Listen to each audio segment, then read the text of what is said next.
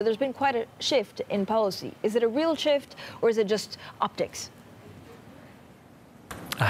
Well, that remains to be seen. At this moment, it sounds like real, mainly because, really, U.S. had no choice other than to alter their shift.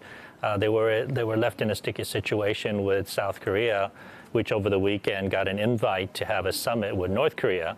And of course, South Korea was also in a bind there because they didn't know what to do in regards to, if they did have the summit, that would put U.S. and their alliance in an awkward situation. So it sounds like U.S. is trying to bridge that. This actually a pretty brilliant move by North Korea by making that invitation, trying to put a wedge between U.S. and South Korea. And obviously, U.S. does not want that to happen, and they came up with this policy shift, which will remain to see how that goes. So, Peter, what's next for South Korea? And did North Korea's charm offensive have an impact on this? I'm sorry, could you repeat that? So my first question, what happens to South Korea? And of course, North Korea sent the sister of the leader to do the charm offensive. Did that work?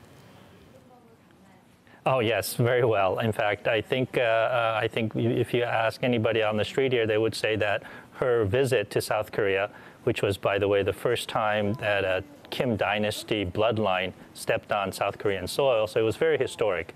That basically her presence overshadowed the opening ceremony, the beginning days of the Pyeongchang Olympics here. Basically, all her movements, even analysis or analysts describing her looks, the freckles, the plain hair, the way she carried herself, the way she smiled, pretty much took up the newscast for almost 3-4 days. So this is, the charm offensive, as people are calling it, was, I would say, a grand slam.